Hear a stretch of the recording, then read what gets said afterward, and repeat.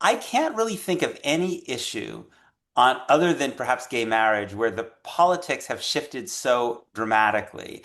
And we've seen this in public opinion, but you sit in the Senate, in Congress, where huge numbers of your fellow Democrats are voting completely differently than they were voting a year ago, in some cases, like just a few months ago. Some of the people who are I associated as being Israel's most stalwart supporters are voted for the Massey Amendment, which would have gotten rid of all U.S. aid. Help us understand, for those of us who don't live in the world that you live in, how something this dramatic could be happening. So, Peter, I will say that Congress has lived for a very long time in a bubble, kind of divorced from the feeling of many people around the country. But I think those issues bubbled up, of course, in response to what happened in Gaza. And Congress still remained in a bubble for a very long time and only now is beginning to awaken to what so many folks at the grassroots level already understand, which is that if we want to ensure security and human rights and justice and dignity for both Israelis and Palestinians, that the United States government has got to get much more engaged and focused on these issues. And so you're absolutely right. The votes show that change. I remember just last year, Peter, in the Senate. So this is 2005. This was after about 80 days of complete cutoff of humanitarian assistance into Gaza by the Netanyahu government. 80 days. And we had a vote then on what's called the Joint Resolution of Disapproval to ban the transfer of certain weapons to Israel. We only had 15 senators, only 15 in the middle of a complete blockade of food and aid. People were starving. And now, fast forward to just, a little over a month ago in the Senate, we had 40 senators vote for a joint resolution of disapproval against weapons transfers to the Israeli government. And then, of course, we saw the vote in the House. So finally, at least a little bit, the Congress is beginning to respond to the American people. When I say the American people, and you know this well, I'm talking about people across all faiths and all age groups. And with the folks, do you think that this is an actual change of heart, or that many of these people believed this already? That basically, that privately, they already thought that the U.S. policy should change, just they didn't think that there was political cover for them to do that. Well, only the future will tell us exactly what has led to this, change in people's perceptions. I will say that just a few years ago, and certainly 5, 6 years ago, it was a pretty lonely place to be in the United States Senate for those who were speaking out, those of us who are speaking out in favor of, Palestinian rights. Um, but I do think now, whether it's in response to, the politics that's bubbling up from the grassroots, or whether it's you know a recognition that the United States actually needs to have a more principled approach to foreign policy, and whether or not they really always believe that should be the case, and we're blocked by the politics of the Hill and various interest groups, including APAC, who have been a formidable force on Capitol Hill. Only the future will tell. I want to ask you a difficult question, because you talked about the complicity of other members of Congress, other senators, including in your own party, during what is now pretty widely understood as a genocide. And you wrote in your op-ed in the New York Times, back in May, you wrote that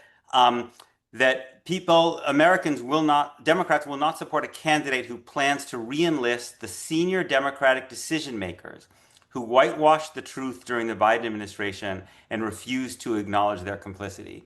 Isn't Senator Schumer one of those senior Democratic decision makers who whitewashed the truth and refused to accept their complicity? Oh, look, I think there are lots of members of our caucus who refuse to recognize the truth, and Clearly, Senator Schumer and I have very deep differences on this issue. In that article, Peters, I was specifically referencing a future Democratic presidential candidate.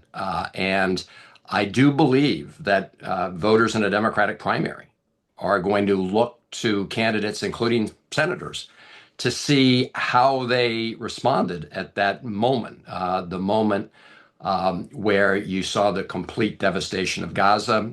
We had, of course, the horror of October 7th, but then we had the horror of the Netanyahu government's response in imposing collective punishment, ethnic cleansing. And I also agree with, you know, people like Omar Bartov and Amnesty International and Beit Salem, that this also constitutes a genocide. So that was what I was saying, that in this next moment of truth for the Democratic Party, there are going to be lots of issues, really fundamental issues regarding what's happening here at home and our rigged economy and our broken political system. Those will all be paramount. But I do think this issue will also be important to voters because it's also an indication of where people's sort of moral center lies and where their values lie. And so I made that point. I made the point that when it comes to a future administration, we can't reenlist people who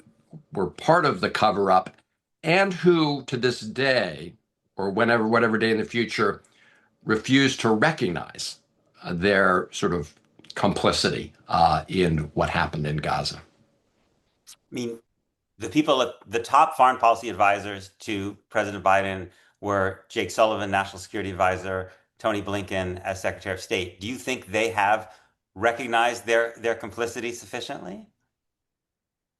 The honest answer is, as of today, I don't think they've come to terms with exactly what role both the president and his top foreign policy officials played here. And I do think that requires some deep soul searching, and I hope a recognition, a greater recognition, that they made fundamental mistakes that led to the deaths of thousands of people. And I think the failures of the Biden administration, Peter, began before the war in Gaza started. I think it began right at the beginning of the administration. I remember writing 3 months into the Biden administration to Secretary Blinken about the need to immediately reverse some of the actions the Trump administration had taken, some just as they were going out the door with respect to the West Bank. I mean, this was low-hanging fruit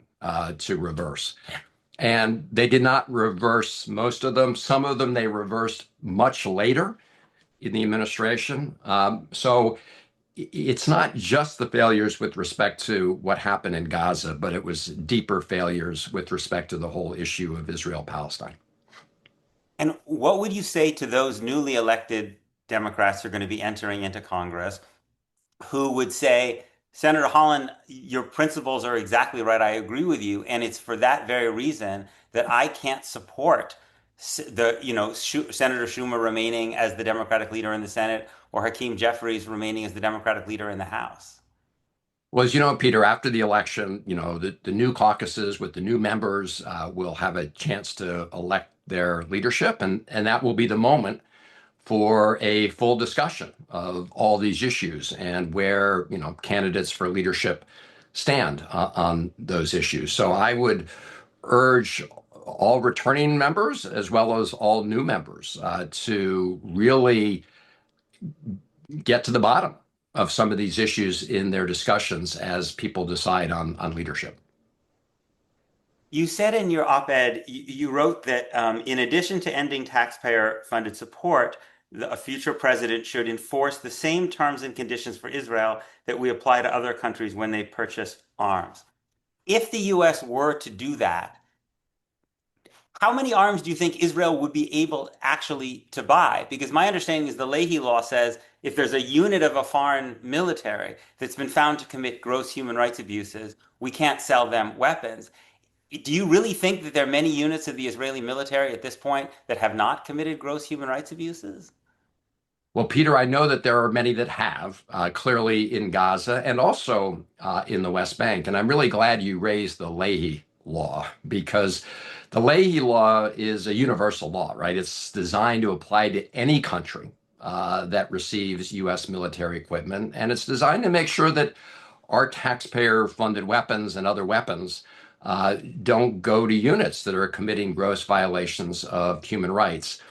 And the state of Israel has pretty much gotten a pass when it comes to the Leahy Law. There's a whole separate process within the State Department for reviewing Leahy Law violations by Israel that process doesn't apply to any other country. And that process has bogged things down. And there have been a number of occasions where, even after going through that process, recommendations to oppose Leahy Law sanctions on units of the IDF were ignored by the Secretary of State. I mean, Secretary Blinken, left one pending on his desk.